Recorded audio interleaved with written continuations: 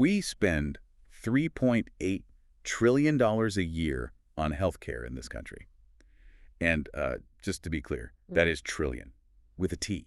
It's a staggering number. I mean, it's literally 17.7% of the entire nation's gross domestic product. Right. And if you just look at that number in a vacuum, you'd assume we have constructed, like, the most efficient, hyper-optimized economic machine in human history. You really would.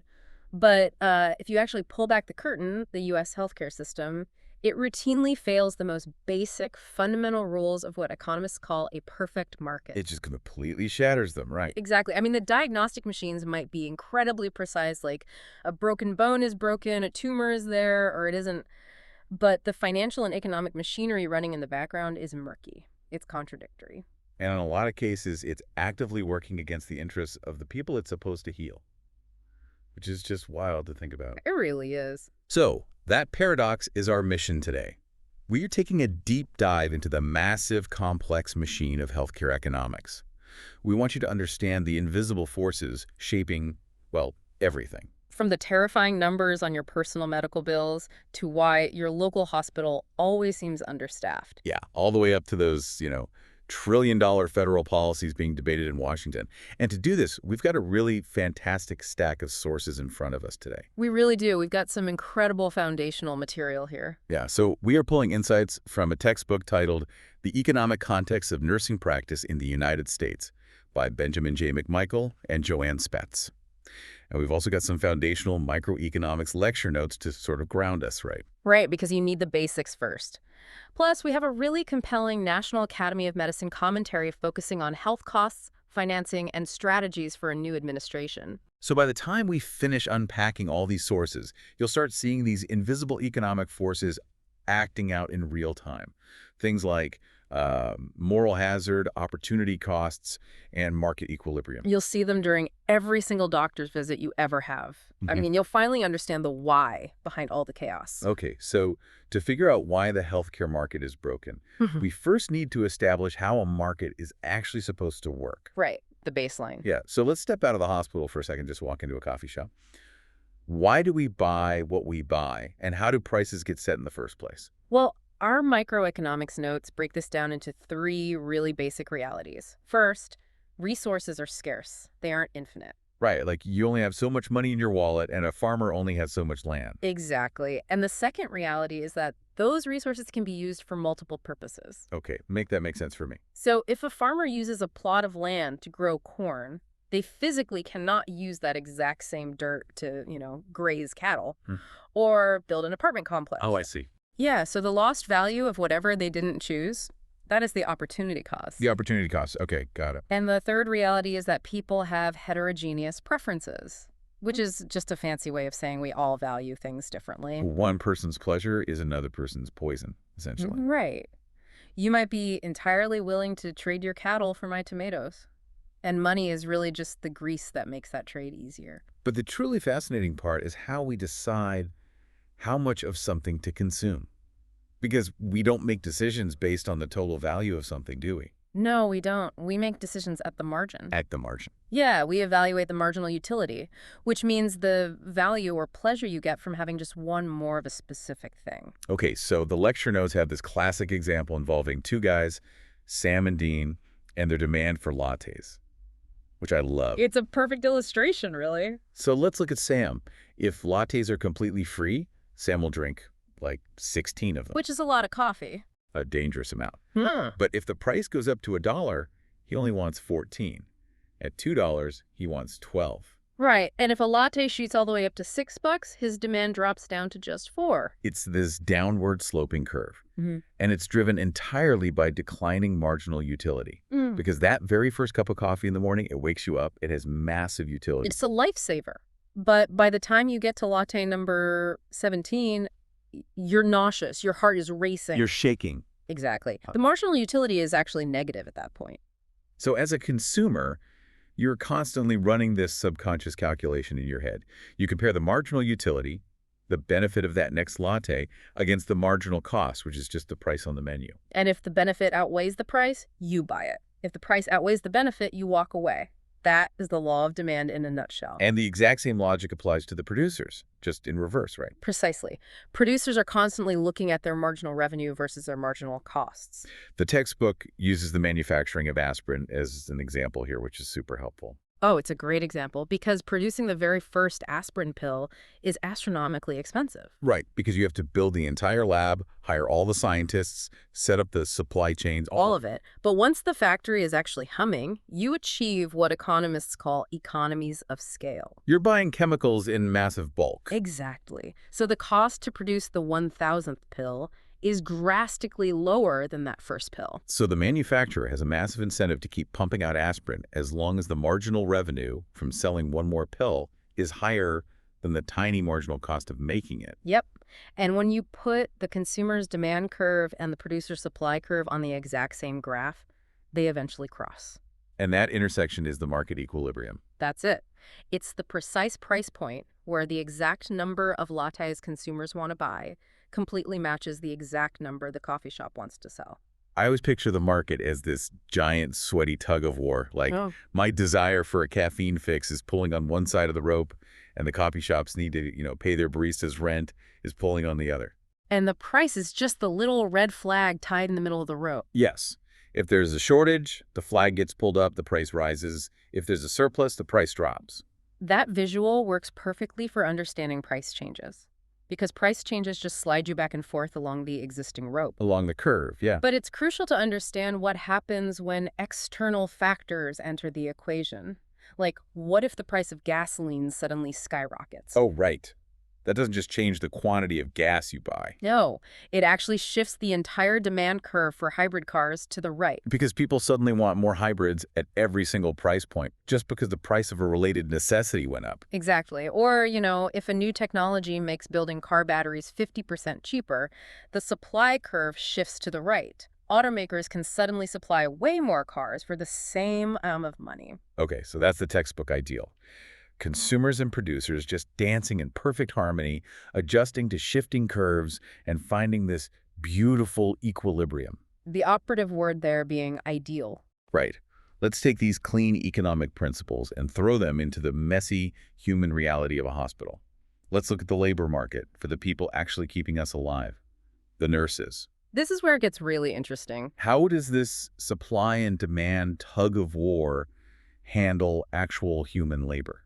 Well, in a labor market, the roles are entirely reversed. The nurses are the suppliers. They supply their time and their medical expertise. And the hospitals are the consumers, demanding that labor to treat the patients. Exactly. And the price is just the nurse's total compensation package. So in theory, it behaves normally. Meaning, as wages rise, more nurses are willing to work. Right. Maybe a part-time nurse decides to take an extra shift because the financial reward now finally outweighs the opportunity cost of giving up her weekend. But on the flip side, as wages rise, the hospital's demand slopes downward.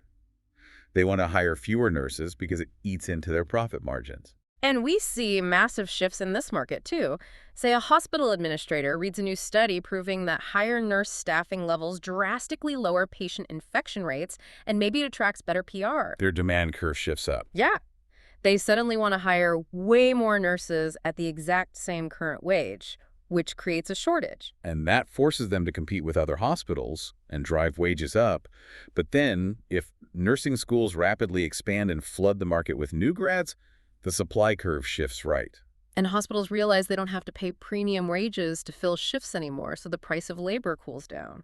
But the textbook emphasizes that this specific labor market, the nursing market, is deeply, stubbornly flawed. It actually refers to it as sticky. Sticky is a great word for it, because adjustments do not happen smoothly or quickly in healthcare. Right. Hospitals aren't like agile tech startups. Not at all. They run on rigid annual budgeting cycles. So if a severe nursing shortage hits in March, a hospital administrator usually can't just authorize a 20% pay bump to attract talent that same week. They have to wait until the next fiscal year to change the compensation structure. Okay, wait, I want to push back on that for a second. Let's unpack this. If I open the Uber app during a rainstorm and everyone in the city wants a ride, Uber doesn't wait until the next fiscal year to change prices. No, they certainly don't. They trigger surge pricing immediately to convince drivers to get off the couch. So if a hospital is short-staffed and patients are literally suffering, Why can't they just institute a temporary surge wage to get nurses in the door right now? Well, some do use overtime bonuses or shift differentials, but it doesn't solve the macro problem. And that's because of a massive bottleneck on the supply side. Meaning you can't instantly create a nurse. Exactly. If Uber surge pricing hits, I can jump in my Honda and start driving in 5 minutes. But you can't just decide to practice medicine on a random Tuesday. Right, you have to go to school. Becoming a registered nurse requires years of grueling education, clinical hours, and passing stringent state licensing exams. So even if a hospital doubles salaries today, the supply of new nurses won't actually increase to meet that demand for another 2 to 4 years. Which guarantees cyclical, multi-year shortages and structural delay. But it's not just the supply side that's restricted, is it? The demand side gets completely warped by state regulations, too. It absolutely does. The textbook brings up a really intense example regarding California. They implemented these strict minimum nurse-to-patient staffing laws. Right, meaning a hospital is legally required to have a specific number of nurses on the floor based entirely on their patient volume. So how does a hard legal mandate mess with our neat little supply and demand graph? It creates what economists call a kinked demand curve. A kinked curve. Yeah. Normally, as wages skyrocket, a hospital's demand for nurses would naturally drop to save money. But in California, a hospital's demand can literally never drop below that state-mandated minimum. Let's call it N-min. Oh, wow. So it doesn't matter if wages triple. The hospital is legally forbidden from reducing staff below that threshold? Which means they are totally trapped. If a shortage happens, California hospitals cannot reduce their demand to balance the market. They just have to bid against each other ruthlessly, which drives wages through the roof. And the textbook data backs this up perfectly. After that regulation passed, registered nurse wages in California grew vastly faster than in surrounding states. And I imagine that stickiness operates in reverse when there's a surplus. Right. It does, and it's fascinating. In the mid-1990s, the rise of managed care actually led to a drop in the demand for hospital nurses because a lot of care shifted to outpatient clinics. So in a perfect market, wages would immediately drop. Right, but employers despise cutting an employee's absolute pay. Oh yeah, it tanks morale, leads to strikes. It completely destroys retention, so they do something much quieter, they freeze wages, or they offer these microscopic raises that intentionally fail to keep pace with inflation. Stealth cuts. Exactly. Between 1993 and 1997, the inflation-adjusted wage for a nurse actually declined. And that allowed the market to slowly, painfully rebalance without the shock of literal pay cuts. Wow. Okay, so if the nursing labor market is this sticky, convoluted mess, the healthcare market as a whole is basically a complete economic failure, isn't it? Oh, it utterly destroys the illusion of the perfect market. Because to be classified as a perfectly competitive market, economists demand 4 specific things: homogenous products, perfect information, free entry and exit, and many buyers and sellers. And healthcare fails every single test on that list. Let's start with the first one, homogenous products. A gallon of unleaded gas is a homogenous product. It works the exact same in your car whether you buy it in New York or Nevada. Right, but healthcare is the exact opposite. Even if 2 nurses graduate from the exact same program with the exact same GPA, their labor is not identical. Because one might be like a genius at rapid triage in the ER, while the other possesses this deep empathy required for pediatric oncology. Exactly. And the patients certainly aren't homogenous either.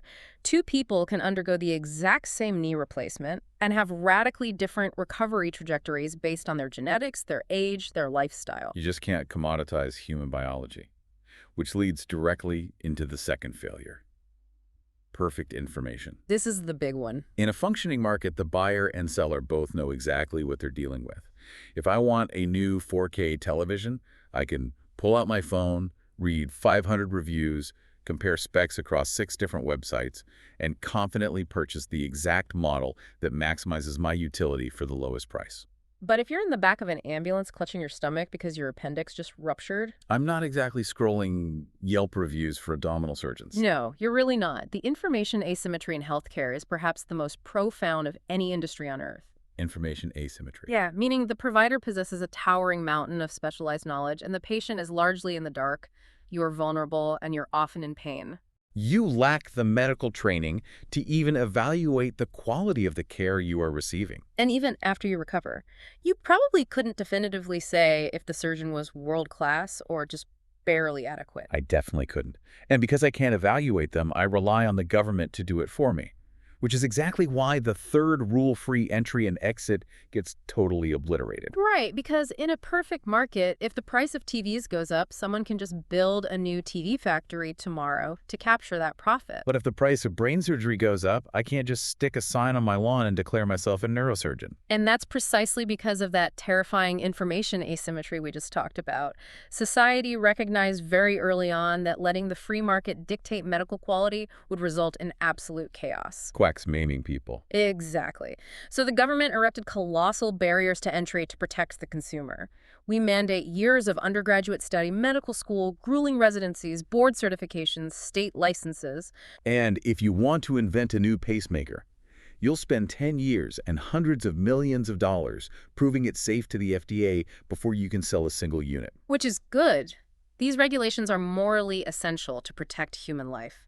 But economically, they completely strangle the free market's ability to quickly increase supply when demand spikes. And finally, the fourth rule.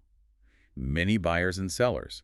You need enough competition so that no single entity can dictate the price. But just think about your own town. How many competing hospitals are there? Maybe two, maybe just one massive regional center. Right, because building a modern hospital requires a staggering deployment of capital. We're talking hundreds of millions of dollars for MRI suites, sterile operating rooms, massive physical infrastructure. So because of this, there are only a handful of employers for those nurses, and only a handful of options for patients in any given area. You combine all of these failures, these unique and unpredictable products, terrified and uninformed consumers, massive legal barriers to entry, and quasi-monopolies controlling the local supply. And you are left with a market that is structurally incapable of policing itself through standard supply and demand. And because this market is so dysfunctional, and the financial risk of a medical emergency is so devastating, we created a workaround, didn't we? We rely on health insurance. We do. But the textbook makes a really compelling argument here. Yeah, that insurance doesn't actually fix the market. It actually creates the single biggest economic distortion in the entire system. We really need to look closely at how insurance fundamentally alters human behavior, because the original concept of insurance is incredibly sound. Right. It exists to protect you from catastrophic, unpreventable financial ruin. You buy auto insurance in case you total your car. You buy homeowners insurance in case your house burns down. But notice what you don't do. You don't use your auto insurance to pay for a routine oil change. Or new wiper blades. Oh. But that is exactly what health insurance is morphed into. It doesn't just cover the million-dollar cancer treatments. It covers the predictable, routine maintenance too. Annual physicals, generic antibiotics, a minor sprained ankle. And when insurance covers routine care, the marginal cost to the patient drops to basically zero, or just, a tiny $20 copay. Which unleashes the concept of moral hazard. Moral hazard, let's unpack that. When you insulate a consumer from the true economic cost of a service, they will consume vastly more of it. Okay, let's visualize the graph from the textbook, because this helped me a lot. Yeah, walk us through it. Imagine the true comprehensive cost of a doctor's visit. Paying the physician, the nurses, the electric bill, the malpractice insurance. Let's call that cost level C1. Okay, C1. If you had to pay C1 out of your own checking account, you would think very carefully before going to the doctor. You would only demand a modest quantity of health care. Let's call it Q1. But you don't pay C1. Exactly. I don't pay C1. I walk in and hand the receptionist a $20 bill. I see this artificially low price, C2, which is way down at the bottom of the graph. And because it's so cheap to you, your demand shoots way out to the right to quantity Q2. I'm going to the doctor for every minor sniffle, every vague ache, because why wouldn't I? It's the all-you-can-eat buffet mentality. Oh, I love this analogy.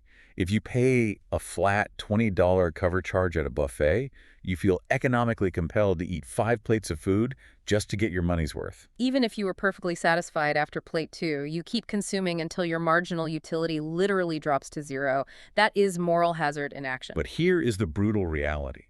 The true cost of that medical care, C1, didn't just vanish into thin air just because I only paid a copay. No, it certainly didn't. The doctor still expects their full salary. The MRI machine manufacturer still needs their $1 million. So who is actually paying the difference? Society is. We are all paying for all that overconsumption Q2 through higher premiums, higher taxes, and suppressed wages. And that creates a monumental opportunity cost. The billions upon billions of dollars we spend on marginally useful, unnecessary medical care, those are dollars we physically cannot spend on other societal needs. Money drained away from building better public schools, upgrading infrastructure, investing in green energy. Or simply allowing families to take home a larger paycheck. When prices are obscured by insurance, they lose their ability to signal actual value, and society's resources get misallocated on a staggering scale. I was reading the textbook's comparison of international systems, and it points out something crucial. This isn't just an American failure. Right. It doesn't matter if you live in Canada with a single-payer government system, or in Germany, or the U.S. Every developed nation uses some form of insurance, which means every developed nation battles moral hazard. So what's the difference then? The divergence is purely in the strategy used to fight it. Countries with centralized single-payer systems often combat moral hazard through explicit rationing. Ration. Yes. They establish strict budgets. They might explicitly refuse to cover certain highly expensive drugs if the marginal benefit is deemed too low. Or they ration supply by limiting the number of hospital beds and MRI machines they allow to be built in a region. Which inherently creates waiting lists for non-emergency care. But Americans historically despise the concept of rationing. It's politically toxic here. Very much so. Because the U.S. public fiercely resists explicit rationing and providers naturally want to provide maximum care, the system just absorbed the overconsumption. The insurance companies just paid the massive bills and then quietly raised everyone's premiums the next year to cover the spread. Exactly. Which brings us to the actual bill for all this overconsumption. Let's trace the historical roller coaster of how the U.S. system got so unfathomably expensive. Let's do it. In 2019, U.S. healthcare spending hit $3.8 trillion. To finance that, we use a patchwork quilt of payers. If we look at the pie chart, private health insurance handles the largest chunk, which is about 33%. Medicaid, covering low-income individuals, handles 22%. Medicare, for the elderly and disabled, takes 17%, and individuals pay about 12% directly out of pocket. But there is a massive anomaly buried inside that 33% private insurance slice. Right, the employer tie-in. Yes. 58% of non-elderly adults get their insurance tied to their employer. This is incredibly strange if you think about it. Why should your ability to get, a suspicious mole removed depend on the human resources department of the logistics company you work for? I always wondered about this, and the historical notes explain it perfectly. It's an accident of history from World War II. World War II, how so? During the war, the federal government instituted strict wage and price controls to stave off inflation. American factories were desperate for workers to build tanks and planes, but they were legally barred from raising salaries to compete for talent. So they couldn't just offer more money. Right, so they found a loophole. The government ruled that fringe benefits didn't count as wages. Oh. So employers started offering lavish health insurance policies to lure workers in. And thus, the employer-sponsored model was cemented into the American economy forever, completely decoupling the patient from the true cost of their care. But the real gasoline was poured on the fire in 1965, right? With the creation of Medicare and Medicaid. Yes. Now, these programs were absolutely vital for providing a safety net for seniors and the poor. They rectified severe inequities. But when they launched, there were virtually no price controls. It was a pure fee-for-service model. A doctor could order whatever tests they wanted, bill the government basically whatever they deemed appropriate, and the government just wrote the check. It was an economic free-for-all. With millions of newly insured patients completely insulated from the costs, demand just exploded. Providers quickly realized they could maximize revenue simply by increasing volume, doing more procedures, running more scans, inventing new, highly profitable treatments. Unsurprisingly, national healthcare expenditures went vertical. The employers and the government were just bleeding cash, which triggered the massive backlash of the 1980s. Enter the HMO. The Health Maintenance Organization. The era of managed care. Insurance companies realized they needed leverage to stop the bleeding, so they started building networks. They told patients, we will only pay if you see these specific doctors and go to these specific hospitals. Which gave the insurers incredible bargaining power. They went to the hospitals and essentially said, we have 1 million patients in this city. If you don't slash your prices, we will cut you out of our network entirely and you'll go bankrupt. And it worked, temporarily. The economic incentives completely inverted. Insurers paid hospitals fixed amounts, meaning the hospital suddenly wanted to do less. They pushed patients to outpatient surgical centers, they discharged them faster, hospital occupancy rates plummeted. But I'm looking at the data, and the hospitals didn't just surrender, did they? No, in the 1990s, they fought back with a vengeance. They realized that if an insurance company had 1 million patients, the only way to counter that leverage was to control the entire supply of care in a region. So independent hospitals started merging into these massive megasystems. They bought up local physician practices. They consolidated power until an insurer had no choice. The hospital megasystem could look the insurer in the eye and say, if you don't agree to our premium prices, you won't have a single emergency room in this entire county in your network. Good luck selling that policy. It was a brutal corporate arms race. And the crucial question is, did these mega mergers benefit the patient? Did they? The textbook relies on extensive economic research to answer that, and the answer is a resounding no. Wow. While hospital mergers did reduce internal overhead they could consolidate their IT departments and buy surgical gloves in massive bulk, they did not pass those savings on. They used their new quasi-monopoly power to extract higher prices from insurers, which trickled down to higher premiums for workers. Worse, the data suggests that these consolidated systems actually led to a decline in the patient experience without any measurable improvement in mortality rates. So prices kept climbing, and simultaneously, patients revolted against the HMOs. People absolutely hated needing a permission slip from a primary care doctor just to see a dermatologist. They demanded unrestricted access to the newest, most expensive medical technologies. The restrictive chains of managed care were broken, and by the 2000s, we were right back to double-digit premium increases. Millions of people were being priced out of the insurance market entirely. Which sets the stage for the single largest legislative intervention in the healthcare economy in half a century. The Affordable Care Act passed in 2010. Exactly. Now, I want to be extremely clear here. We are going to examine the ACA strictly through the lens of the economic mechanisms and historical record outlined in our sources. We are not endorsing any political ideology, but merely reporting how the levers of this legislation were designed to manipulate the market. Right. And economically speaking, the ACA had two massive, somewhat contradictory goals: drastically expand access to insurance to fix inequity, while simultaneously trying to contain the spiraling costs. Let's look at the access side first. The foundational mechanism was the individual mandate.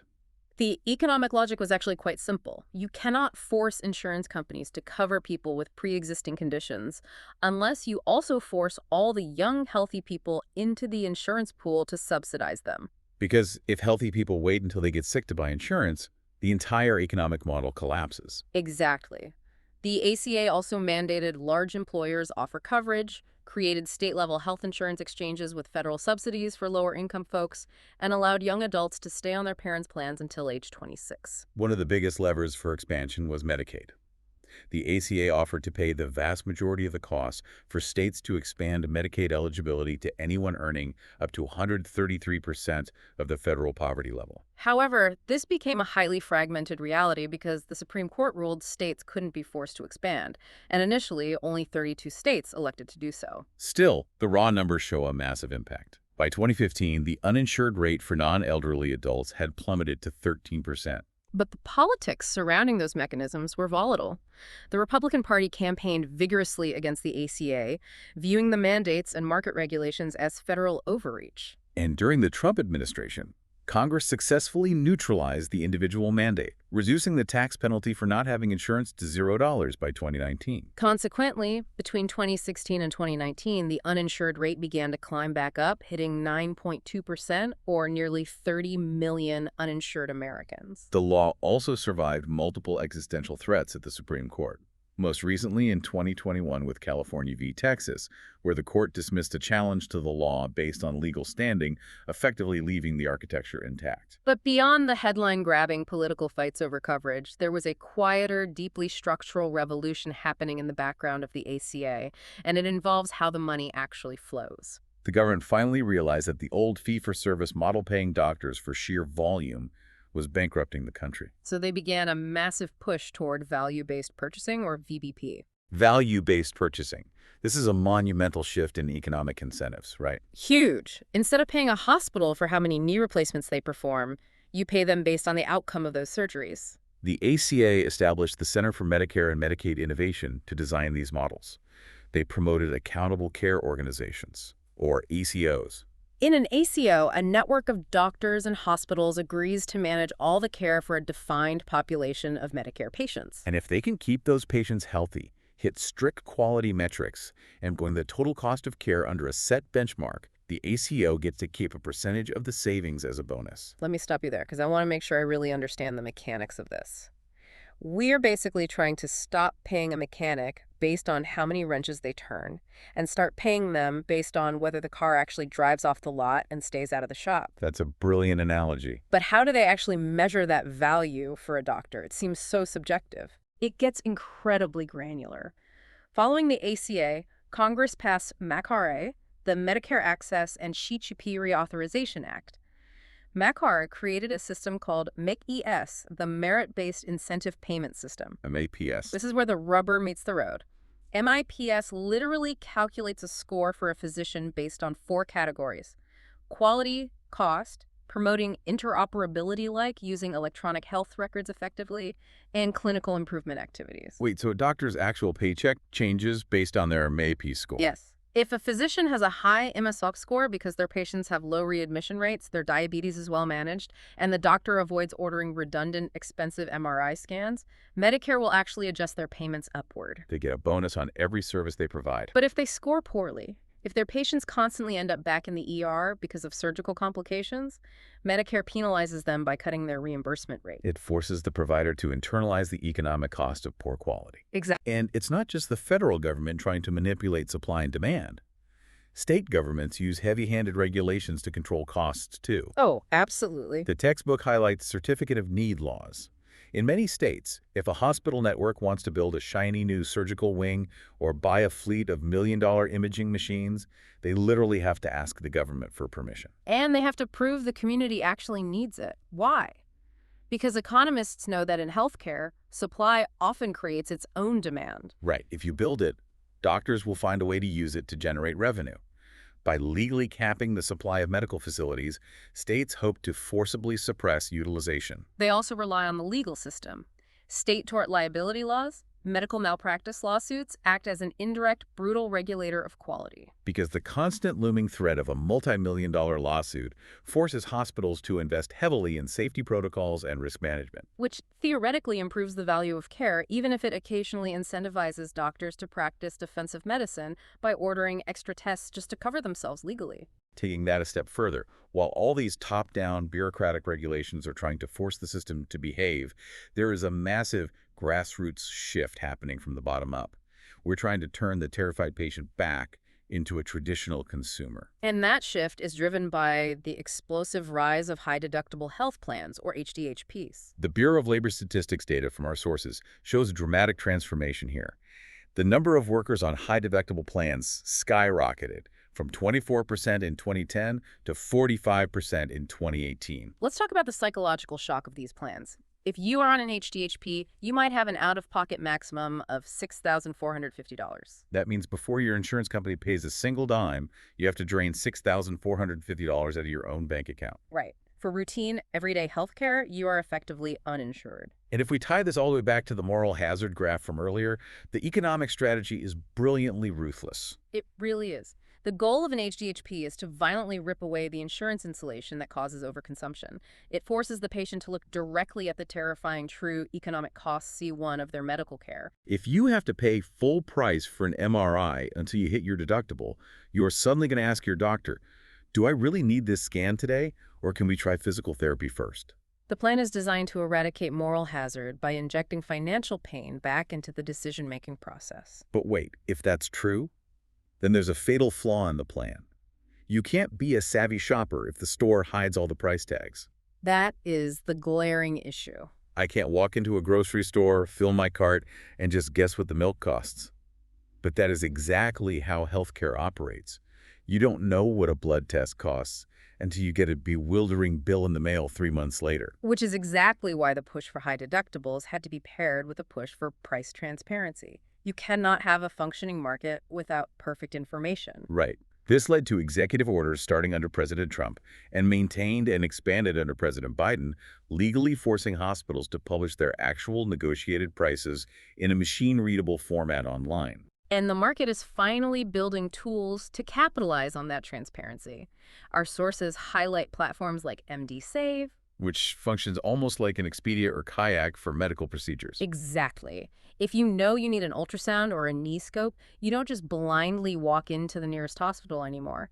You go online, search for providers in your zip code, and compare flat, fully bundled prices. You prepay the total amount with your credit card. No surprise billing, no out-of-network trapdoors. It is a desperate attempt to resurrect a traditional, competitive free market within the healthcare space, forcing suppliers to compete on price because consumers are suddenly highly sensitive to the cost. Navigating this tension between top-down regulation and free market consumerism is clearly the central challenge for the future. It is the defining struggle of the modern healthcare economics. The National Academy of Medicine commentary we reviewed outlines 5 critical policy priorities for stabilizing this trillion-dollar behemoth. First, we must aggressively expand insurance coverage to ensure baseline access. Second, we have to accelerate the transition to value-based care, finally killing the fee-for-service model once and for all. Third, we need to advance home-based care, utilizing telehealth and remote monitoring to keep patients out of the most expensive real estate in the world, the hospital bed. Fourth, we have to tackle the skyrocketing affordability crisis in pharmaceuticals. And fifth, we must develop a highly adaptable, high-value healthcare workforce that isn't crushed by burnout. It is the ultimate economic balancing act. Can we successfully harness ruthless market forces to control costs without obliterating the safety nets required to protect human life? The massive shift toward high-deductible plans is a grand, real-time experiment testing whether the American public can actually learn to be rational healthcare consumers. It is. But as we wrap up, I want to leave you with a final thought, drawn straight from the critical thinking exercises in our textbook. Okay, what is it? We've established that high-deductible plans might successfully cure moral hazard and force us to shop for better prices. But could this aggressive financial medicine actually be a poison pill? How so? Think about human psychology. If you know you are paying 100% out of pocket until you hit that massive $6,450 deductible, you might become too good at saving money. Oh, I see where you're going with this. You might decide to skip your routine, preventive care. You might ignore that lingering cough or put off a crucial cancer screening or stretch your insulin doses simply because you can't afford the out-of-pocket hit this month. And if you skip the routine maintenance, that relatively cheap, easily treatable issue today could metastasize into a catastrophic, life-threatening emergency in the ICU tomorrow. Exactly. In our desperate quest to fix the cold mathematical economics of the healthcare system, are we inadvertently risking the very human health that the system was built to protect in the first place? That is the multi-trillion-dollar question, and it's something I guarantee you will think about the next time you are sitting in a waiting room staring at a medical bill. Thank you for joining us on this deep dive into the invisible forces governing our health. We'll see you next time.